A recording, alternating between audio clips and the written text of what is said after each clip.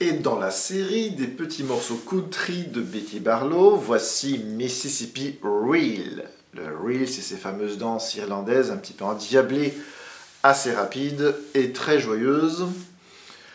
Qu'est-ce que vous fait travailler Betty Barlow ici?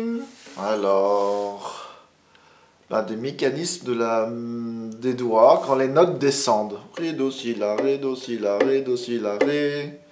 Un petit conseil.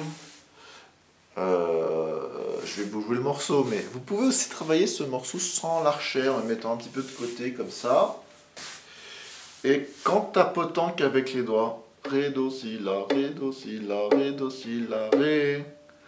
Alors vous pouvez certes poser tous les doigts. C'est-à-dire que le premier est écarté du sillet, le deuxième est écarté du premier doigt, et le deuxième et troisième doivent être serrés. Et les soulever, ré, do, si, la, ré, do, si, la, ré, do, si, la, ré. Un petit conseil, c'est faites comme vous voulez sinon, mais moi je vous recommande de mettre que le 3 tout seul, et de très vite apprendre aux autres doigts à se placer. Ré, do, si, la, ré, do, si, la, ré, do, si, la, ré. Et de travailler ceci, bien, sans l'archet, en tapotant avec les doigts. Alors, et vous allez me dire, pourquoi on ne peut pas poser tous les doigts? Bien, vous pouvez, je ne vous empêche pas, mais ça va ne vous servir que pour ce morceau. Et si vous apprenez les doigts à se poser d'un bloc dans une formule d'écart de doigts, si vous jouez d'autres morceaux où il y a des bémols ou d'autres configurations, vous aurez du mal à poser les doigts rapidement en fait. Et moi, je suis partisan de l'autonomie des doigts. Donc, Ré tout seul, Do dièse se glisse dessous et Si est écarté. C'est comme au piano où chacun des doigts doivent être autonomes. Et chez nous, au violon, c'est la même chose.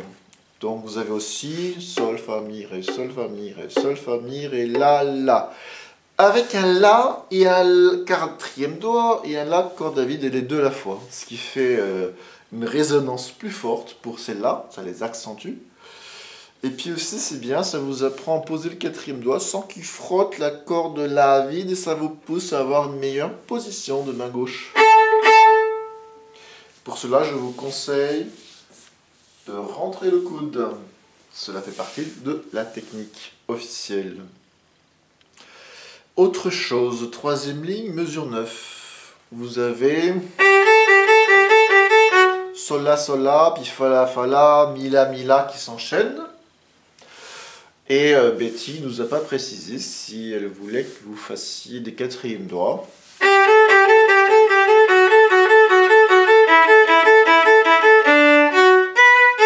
Ou bien les cordes à vide.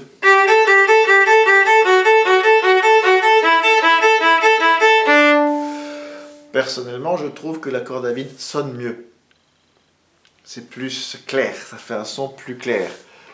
Ça va vous pousser également à faire en sorte que ce troisième doigt ne frotte pas la corde là, comme à l'instant quatrième. Donc la même chose avec l'histoire du coude là. Si vous êtes là, évidemment, les doigts ils vont être positionnés n'importe comment. Si vous êtes comme ceci, les doigts vont être plus être à la verticale et chacun des doigts ne doit pas frotter. La corde est là, donc vous en tirez des bénéfices. Par contre, c'est dur pour l'archet, car le poignet doit travailler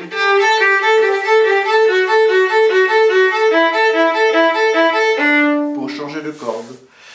Si vous faites tout avec les bras,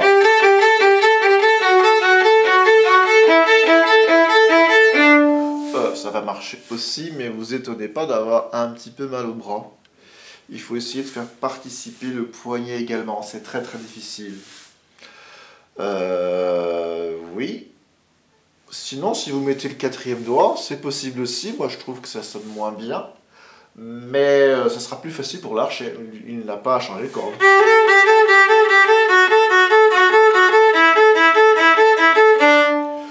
Et du coup, ça fait aussi travailler une autre chose également. Et vous en tirez aussi des bénéfices. Voilà, bon, stop avec les explications. Jouons un peu.